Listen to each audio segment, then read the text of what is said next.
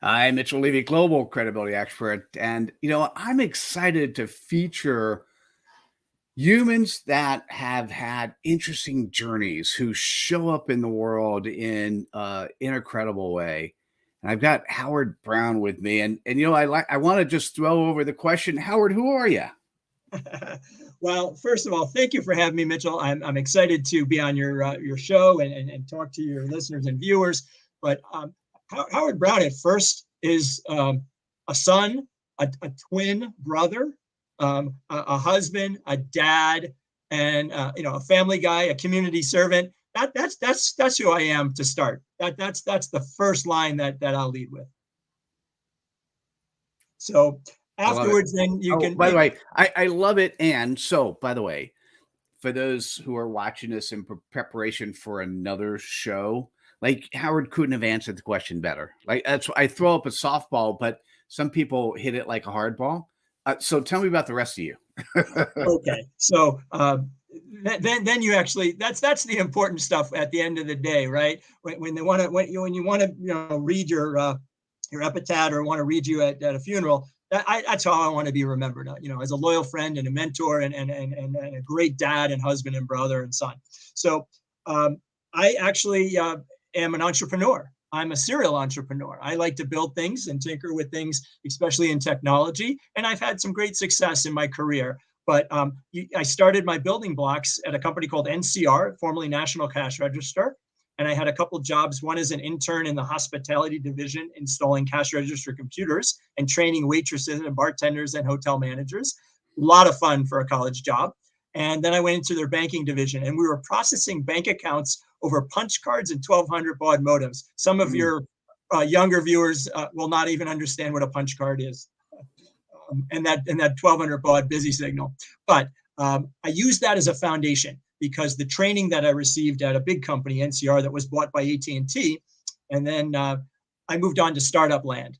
And I had some really fun times in startup land. So one was Avid Technology in the broadcast business of basically making television and making entertainment. And we turned it from analog to digital, and the timing was right. And then I went to a true startup called Liquid Audio, and the timing was wrong because it was iTunes 10 years too early. We were in the Sony cassette days and the Sony Walkman days, and MP3 hadn't been invented and Napster hadn't been invented, and we were trying to download humongous wave files over a 28.8 modem. But it's all about timing, right? As Dave Letterman used to say, location, location, location, timing, timing, timing. But I had some success in the cloud computing space. And then I started my own startups, and I did some very innovative stuff. So the world's first community calendar for faith, private networks for Christianity and faith and religion. So I'm pretty proud of my track record of innovation. And who are you now? Well, that's a great question because I have now metamorphosized into an author, a speaker, a podcaster, and an inspiration trying to be able to bring positivity and light into this world because unfortunately I've had two bouts with stage 4 cancer, one with non-Hodgkin's lymphoma in 1989 and 90 as a 23-year-old, and then these last 6 years as a 50-year-old with a colonoscopy that gave me stage 3, and then a year later metastatic stage 4 diagnosis. So you take stock of things when the dark side or the reaper's knocking at your door. And I've decided that my new passion in life is going to produce a memoir that talks about lessons that I've learned, and I interviewed people in my life that are important. And start to talk about mentorship and paying it forward and talking with others that are not like you. And instead of all the negativity, I call it positive street, right? We're going to share hope and inspiration. Instead of, you can get as plenty of negative news you want on any broadcast channel out there. So I decided to do that moving forward. I love it. It turns out yesterday I went on a 10 radio station tour because Reuters and the University of Oxford did their annual report, and Howard, across the world, the trust in the news media continues to wade, And what I'll say is the number one country, the country with the highest trust in the news media was Finland.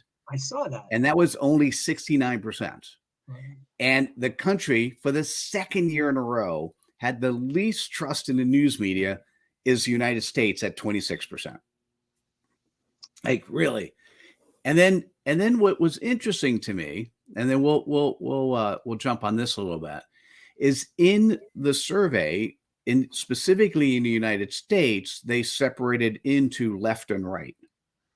And the left distrust of the news media was only 20%. So I think having some discernment makes sense. So 20%, 1/5, I guess I'm okay with that. It was 55% for those on the right. And that started with, from what I can tell, and certainly this was what was quoted in the report, but what I could tell is the start of Donald Trump focusing on, and this, I don't want to do political stuff, but focusing on fake news and that you can't believe some of the mainstream media. And what it's caused is, and by the way, you and I are on the same path, right?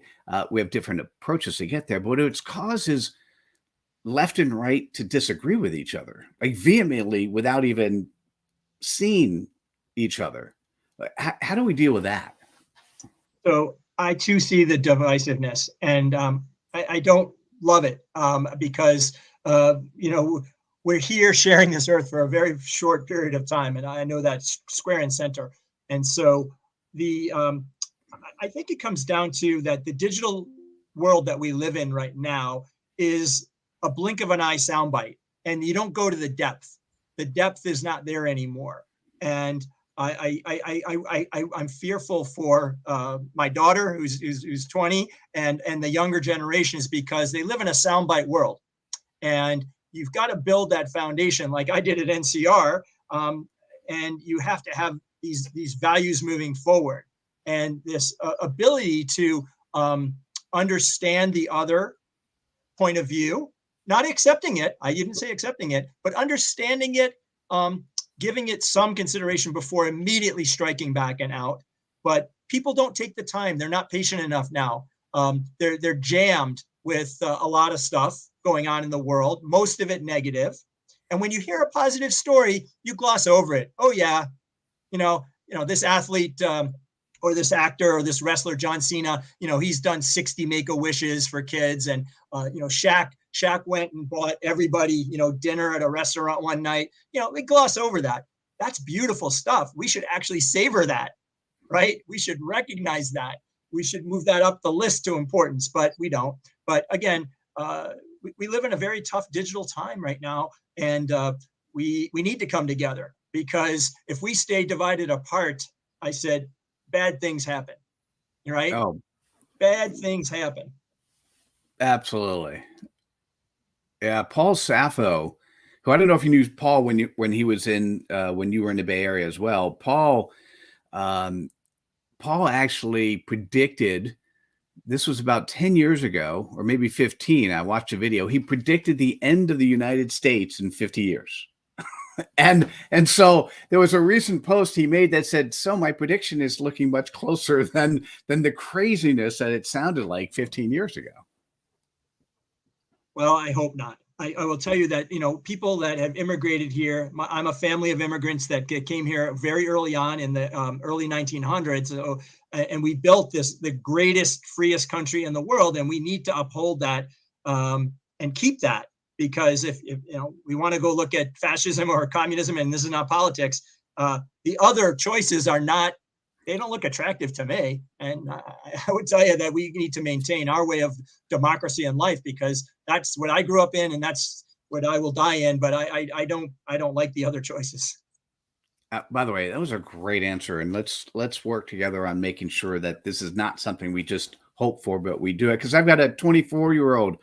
And I had the same thought process. I'm like, man, this is one of those, like, you don't ever change time, but like, who do you want to bring new people into the world the way you see it today? And the answer is no. So let's fix the world. Right. So I love the values question, because, you're really when we come out of the womb, all right, you don't hate. You don't have any biases when we come out of the womb. We're a newborn child. We have to learn those things. You have to learn those bad habits. You have to learn those biases. And I always like to say, as like, why can't all the kids swing on the swing set and just be free and be kids, right? Mhm. But the values that we get are from the people around us, most likely influenced by your parents. Or if you're an orphan, you grew up, in an orphanage, but you need to grab values. And I feel very lucky that although I'm not ultra religious, I have the values of the Jewish community. And I'm not saying that's the only right answer, but it's the answer that I was given. And so we are taught to repair, and heal the world, and and that kindness makes the world a better place, and that justice or generosity, meaning tzedakah, to help someone in need, is some core values that we need to, one, try to honor and live by. And again, Mm. I fall down all the Mm. time. I'm human, but those three core tentacles, be thy brother's keeper, be thy sister's keeper as well. If we can uphold to some of that, I think that we do start to improve that divisiveness, and heal and bring people together. Yeah, it's interesting. I'm thinking about those three things, and I'm going to play with the order, Sure. Go right? ahead. Because I'm going to start with love, Okay. right? So it's love. It's either love, justice, and heal, or love, heal, justice, or heal, just love. There's something there that that sort of says to me there's an order that makes sense. I think maybe today it's heal. Maybe Yeah, heals first. I think so. Yeah.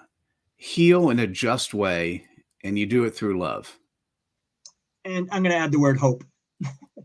You got to Yeah, have that. hope was somewhere in those Yeah, but three. I I just love that. We heal, and we do it with generosity or justice, and then we love and hope. I love that. Wow. yeah. Yeah, that's really cool. I mean, that's in terms of thinking about how you show up. So you've got a book that's going to be coming out, and what is the Howard Brown plan? Like, what is it like? How do we move this forward? How can I support you? Oh, I appreciate that. So it's done by a movement. It's done by teamwork. I always call, for example, fighting cancer is a team sport. Fundraising is a team sport. Well, helping Howard's a team sport. All right, I'm a big Howard, team. I'm it. By the way, I'm in. I'm on the team, so Mitchell's on team. Oh, excellent. I'm on So Team Howard. Okay. I love it. Well, first of all, you had me as a guest here, and I'm thrilled about that. And we'll share that amongst our networks. But I am going to um, push my book out there because it's all real life stories, and I'm the narrator. And I dictated that book, which became transcripts on Zoom, which became chapters. But I interviewed the most important people in my life.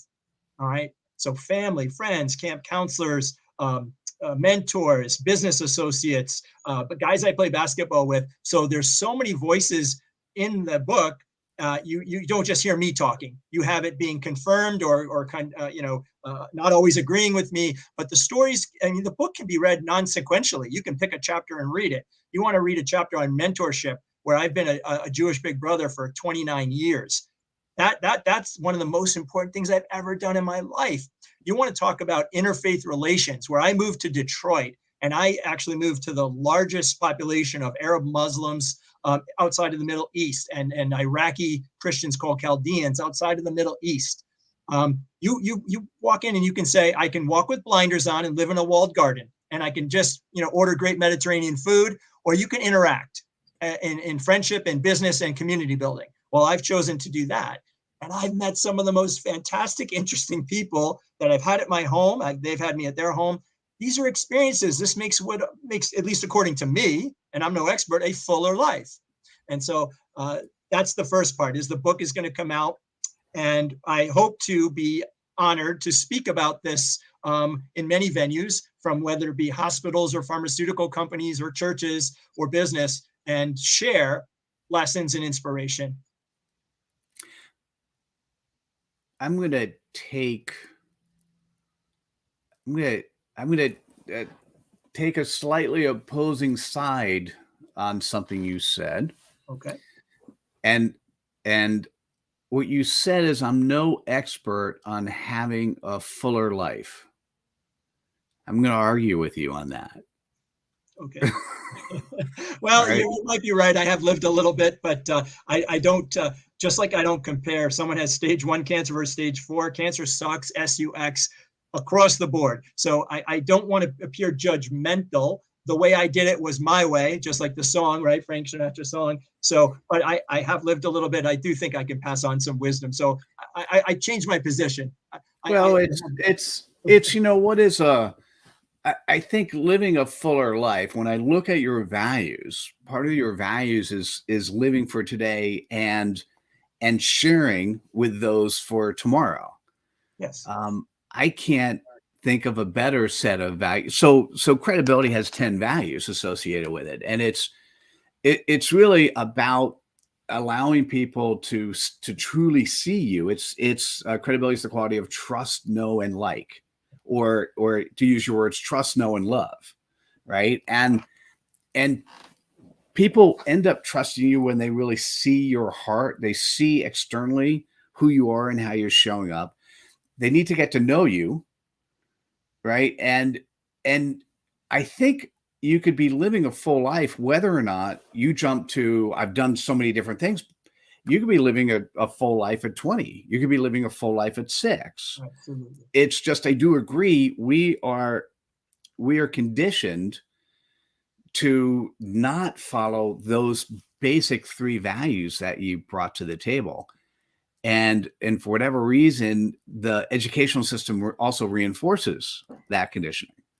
So I think when you see somebody else, when you're mentoring somebody else, when you're being mentored, coachability is a part of credibility. When you're being coached, you can actually see those that have and are living and what appears to be living a fuller life. I kind of think that makes you an expert. Now, Well, many of us can be experts, but you have to at least recognize what you're looking for. Well, I'm putting myself out there for evaluation. Not everyone will agree, but I hope many will, and more many than not. And I agree. So exactly. But my daughter always likes to, correct me. She goes, "Dad, you really are an inspiration, and you're very positive." But none of that is possible without positivity and inspiration without action. So that's a wise 20-year-old that tells me that, Dad, you can't just stay ceremonially on those words. You have to prove it and prove it each day. And she's absolutely right. So that's what I got to go out and do, and we all should do. I like your daughter. That sounds great. It's always amazing to see the children of people who show up in the world credibly, to see how they show up and potentially how much more aware they are than certainly than I was at that age. Yeah, my daughter unfortunately didn't know if I was going to live to see her graduate high school, and that impacted her greatly. She is now at an internship in Missoula, Montana. She hiked the Delta Lake at the Grand Tetons this past weekend. She's living a good life. She's learning how to be a journalist and a reporter, and but she's coming out of a very dark period of what she had to, as a high schooler, watch me go through. And she compacted it, didn't share it, and now she's starting to get help for it and come out of it and be her true self. And she's done that through nature and climbing mountains and snowshoeing and all that.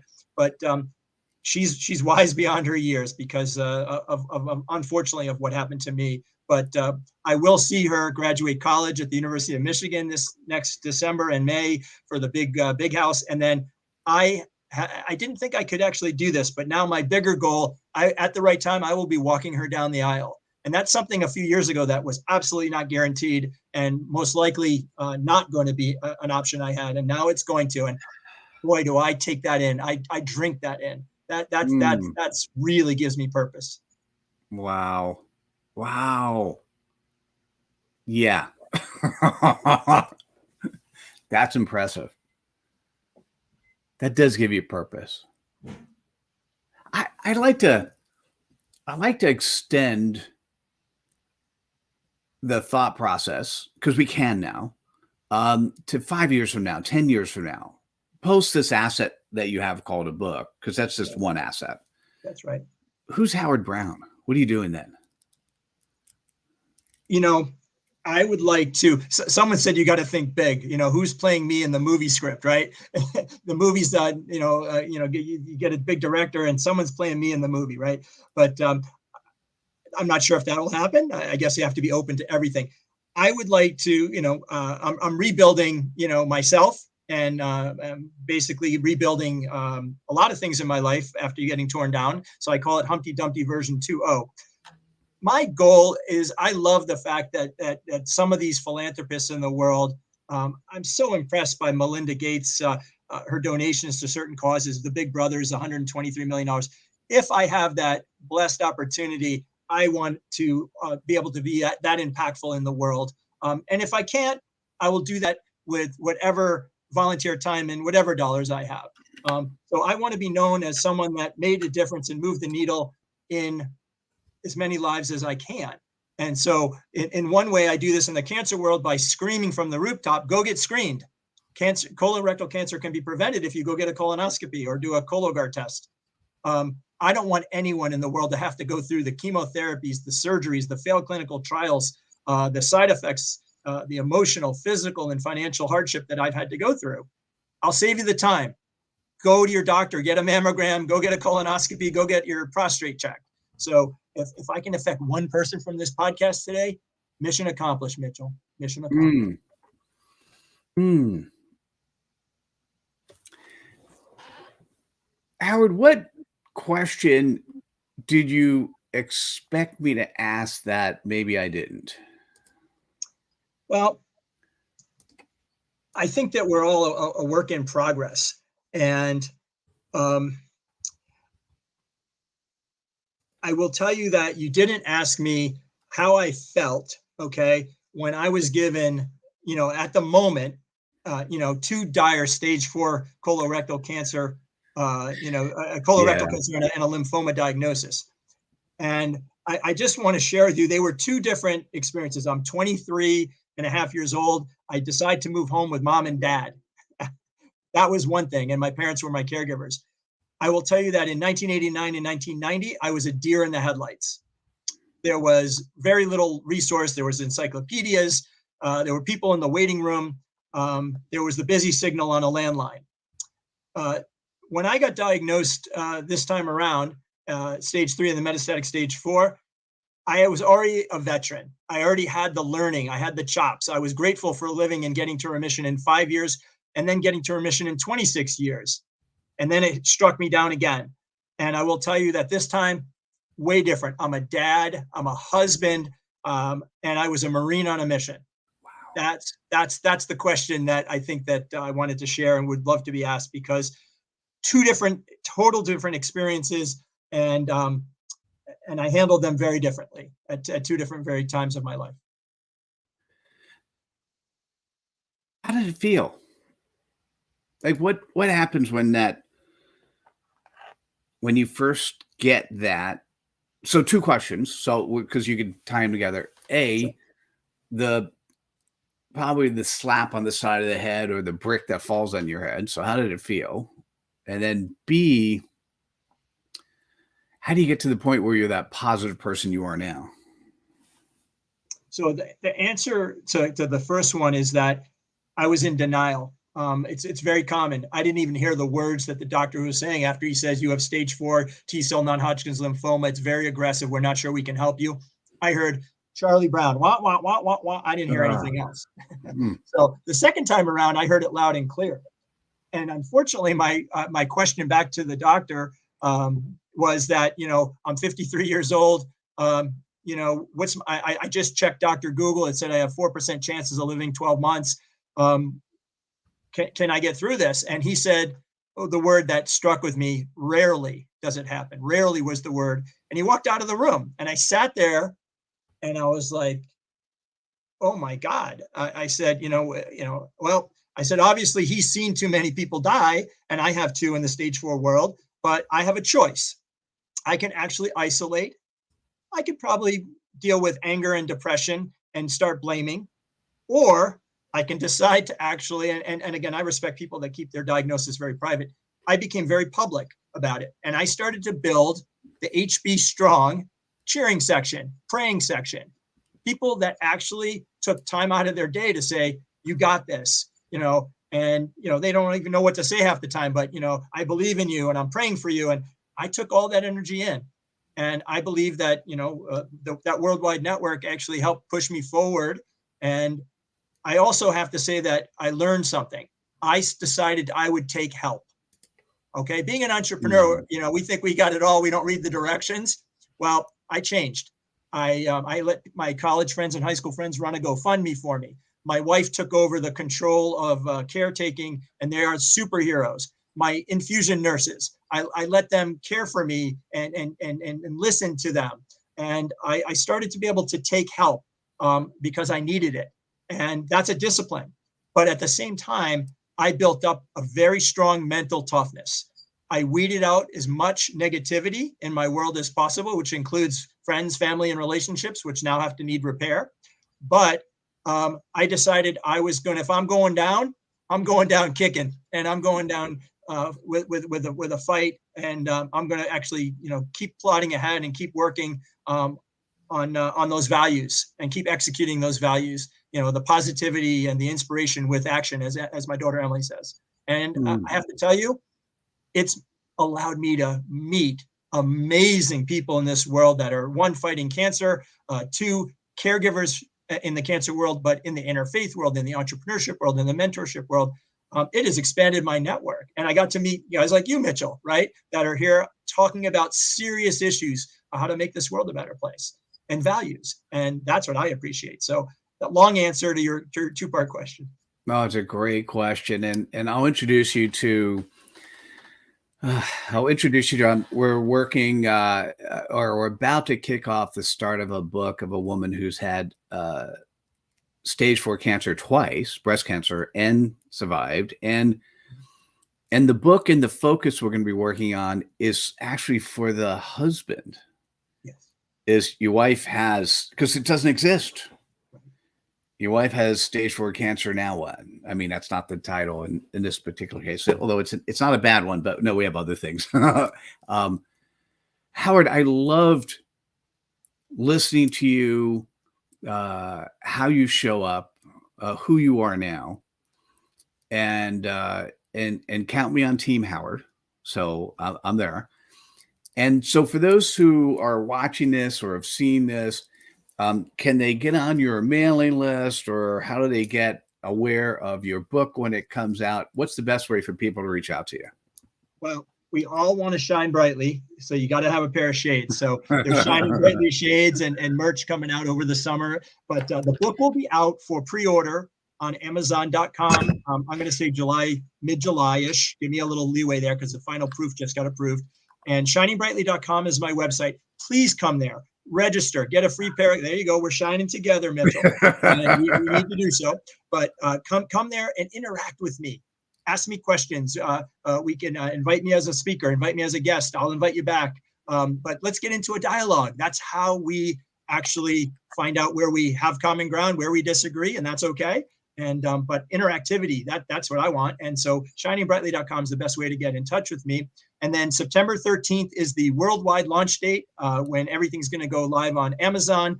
And I'm already booking lots of podcasts as a guest and a host, and also lots of speaking for this fall. So I would love that opportunity that presents itself from anyone that wants to contact me. Howard, thank you so much for showing up, you, and sharing your values and who you are. And yeah, let's add more shine to the world. Absolutely. Keep on shining. Take care, everyone. See you at the next episode. Bye now.